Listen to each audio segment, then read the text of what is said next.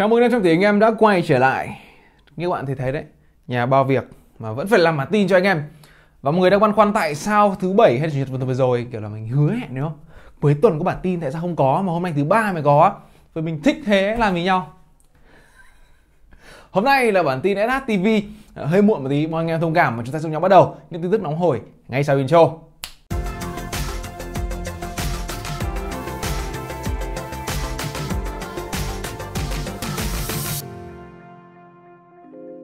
Tin tức nóng hổi đầu tiên có lẽ sẽ rất hấp dẫn đối với những em nào là game thủ mobile. Đó là thương hiệu điện thoại Đài Loan Asus sắp sửa có ROG Phone mới.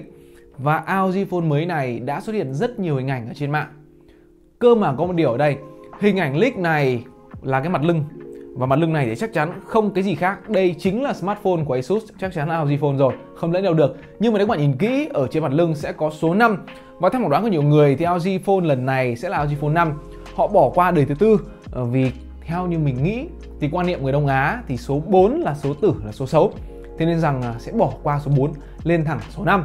Còn với cấu hình thì chắc chắn không thể nào chạy đâu được, sẽ là chip Snapdragon 888.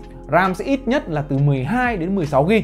Bởi vì như các bạn đã thấy, ngay chiếc ROG Phone 3 đã có những thông số rất điên rồ rồi. Vậy thì không có lý do gì để Asus dừng lại ở đây, và chắc chắn màn hình của chiếc máy này sẽ là 144Hz. Dung lượng pin bét tí là do phải ở mức 6000 mAh và có sạc nhanh. Và trong video clip này, trên mặt lưng của chiếc ROG Phone 5, thay vì logo ROG RGB như các đời tiền nhiệm từ đời 1 đến 2 đến 3 thì là một cái màn hình LED nhỏ nhỏ xinh xinh đặt chéo trên mặt lưng rất là hay ho. Và cái màn hình này thì có rất nhiều thông tin khác nhau, và mình không biết rằng liệu Asus và cụ thể là ROG họ sẽ làm gì màn hình LED này và sẽ có thêm những tính năng nào, và liệu thực sự nó có hay hay không, nó hấp dẫn hay không, thì hãy đợi fan của thương hiệu ROG Phone trả lời trong thời gian tới. Tiếp theo là thông tin đến từ vị hàng xóm ngay phía trên đầu chúng ta, đó là thương hiệu điện thoại Trung Quốc Vivo vừa cho ra mắt chiếc X60 Pro Cộng với cấu hình khủng và mức giá rẻ. Sử dụng con chip Snap 888, màn hình tràn viền Full HD 120Hz, camera có góc siêu rộng 48 megapixel, chống zoom OIS các thứ luôn, pin 4200 và sạc nhanh 55W. Nhưng mức giá chỉ khoảng tầm 5.000 tệ, tức là khoảng tầm 17-18 triệu cho bản 8GB 128GB, và khoảng tầm 6.000 tệ, tức là khoảng tầm 21,5 triệu cho bản 12GB 256GB. Thì mức giá này đối với cấu hình như vậy là quá rẻ nếu tính mặt bằng tầm trung thị trường bây giờ. Và liệu mức giá này khi về Việt Nam có bị đội lên nhiều hay không, và các bạn quan tâm đến thương hiệu điện thoại Vivo hay không, thì hãy để lại bình luận bên dưới nhé. Thông tin tiếp theo cực kỳ thú vị này, đó là thông tin về tập đoàn Vin.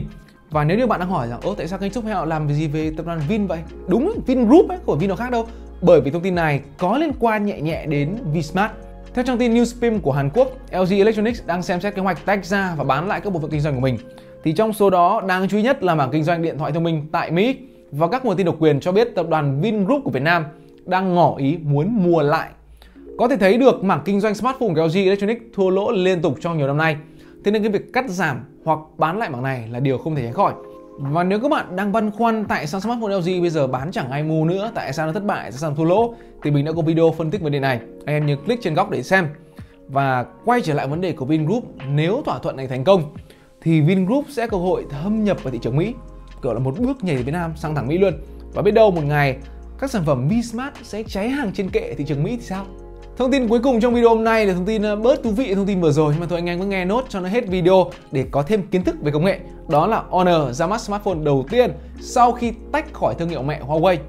Chiếc máy lần này được trang bị con chip MediaTek Dimensity 1000 cộng, 8GB RAM, 128 hoặc 256GB bộ nhớ trong. Sử dụng màn hình 6,72 inch OLED Full HD cộng 120Hz, camera chính 50 megapixel, pin 4000 mAh, hỗ trợ sạc nhanh lên đến 66W và sạc không dây tận 50W, khá là khủng khiếp. Thực sự mình rất là máu được sờ vào trên tay chiếc máy này để xem nó như thế nào với những con số rất là khủng.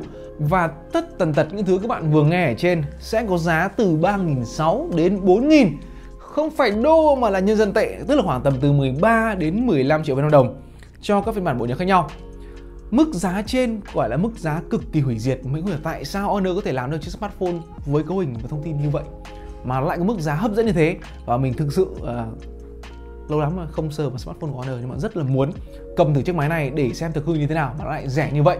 Chúng ta cùng gọi là chờ đợi xem cái sản phẩm thời kỳ hậu Huawei này của Honor liệu có mang lại một cái chỗ đứng mới cho thương hiệu của họ hay không. Và vừa rồi những thông tin cực kỳ thú vị trong tuần vừa qua trong thị trường công nghệ, và cụ thể lần này tập trung hơi nhiều về smartphone. Hy vọng các bạn có khoảng thời gian vui vẻ, nhớ like và subscribe vì miễn phí, bởi video này không được ai tài trợ hết. Thế thôi nhá, xin chào anh em, hẹn gặp lại các video khác. Peace.